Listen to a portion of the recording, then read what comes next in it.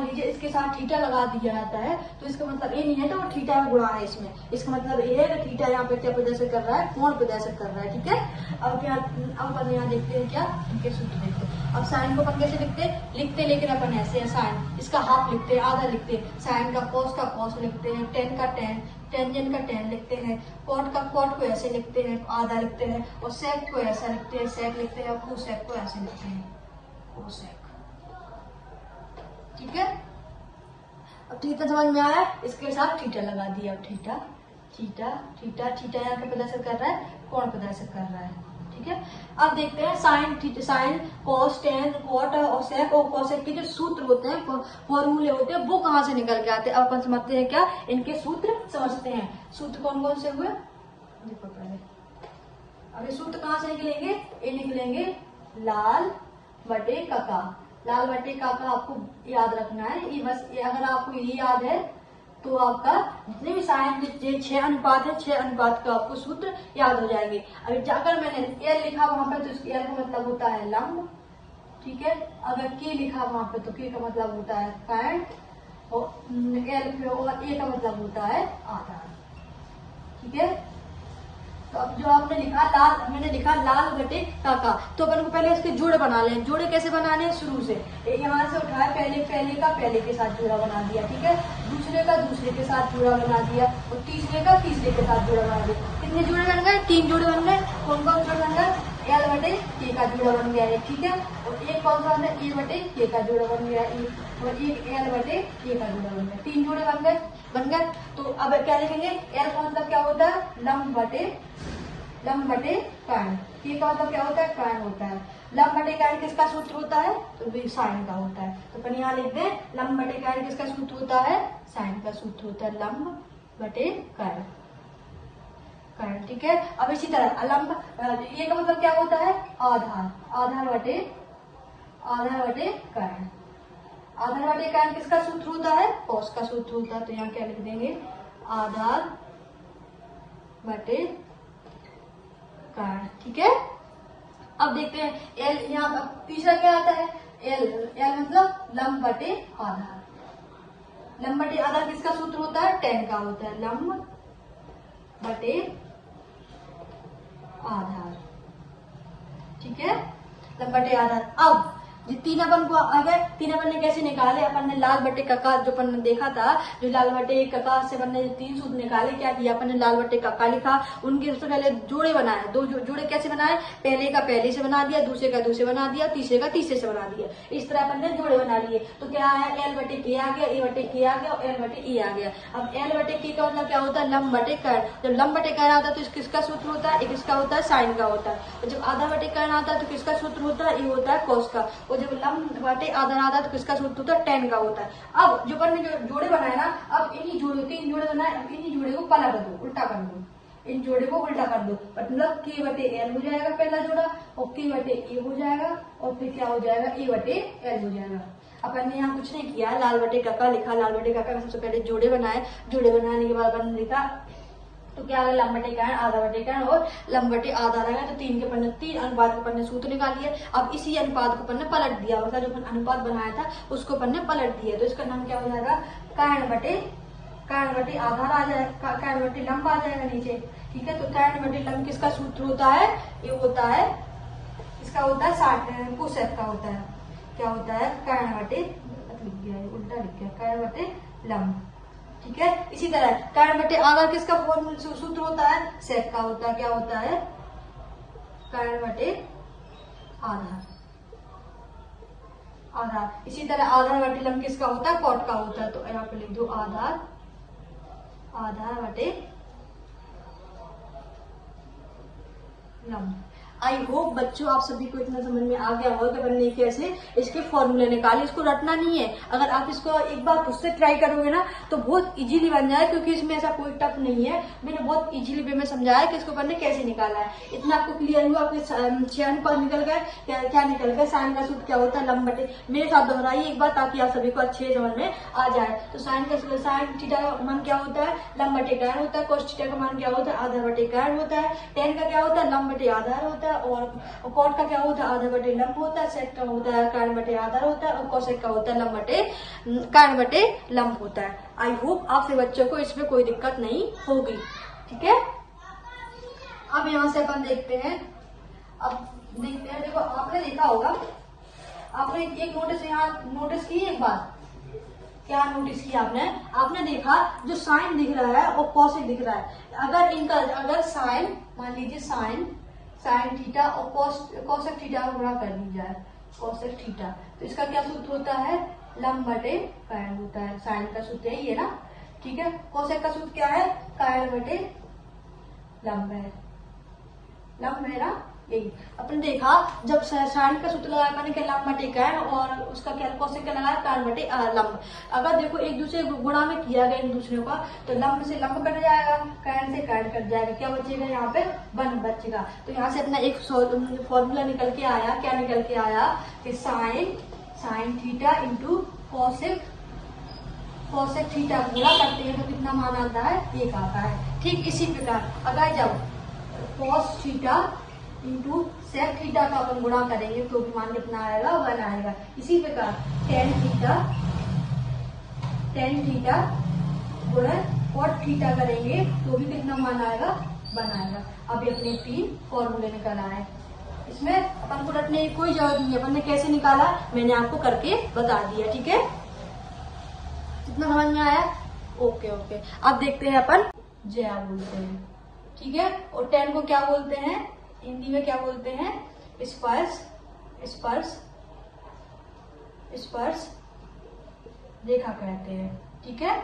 I hope आप सभी को त्रिकोणमितीय अनुपात समझ में आ गया होगा, इसके फॉर्मूले पता चल गया होगा, साइन क्या होता है, कॉस का क्या होता है, टेन का क्या होता है। और जो फॉर्मूले पर जो यहाँ से जो अपना सूत्र निकाले कि साइन गुणे कोसेक करेंगे तो इनका मान कितना आता है, वन आता है। इसी तरह cos theta plus sec theta गुणा करेंगे तो कितना आता है, वन आता है। इसी प्रकार टेन थीटा और इसका गुणा करेंगे किसके साथ, कॉट के साथ गुणा करेंगे कितना आएगा, वन आएगा, ठीक है। इतना क्लियर हो गया होगा। अब अपन बढ़ते हैं अपने क्वेश्चन के साइड। तो अपना एक क्वेश्चन दिया हुआ है, एक क्वेश्चन आता है 4 नंबर में आता है कि त्रिकोणमितीय अनुपात के 6 अनुपातों के मान ज्ञात कीजिए। आपको एक त्रिभुज दिया जाएगा, मान लीजिए ऐसे त्रिभुज आता है, एक क्वेश्चन दिया हुआ है, क्वेश्चन देख लेते हैं बुक में। अपन ये सारे क्वेश्चन कहाँ से कर रहे हैं, अपन सारे क्वेश्चन एनसीईआरटी बुक से पूरे कंप्लीट करेंगे, इससे अपने का कोई भी डाउट ना रहे, ठीक है। यहाँ पे दिया हुआ है त्रिभुज ए बी सी में निम्नलिखित क्वेश्चन क्या लिया मैं, जिसका कोण एबीसी में जिसका बी समकोण है तथा लंब 3 सेंटीमीटर है और आधार 4 सेंटीमीटर हो तो त्रिकोणमितीय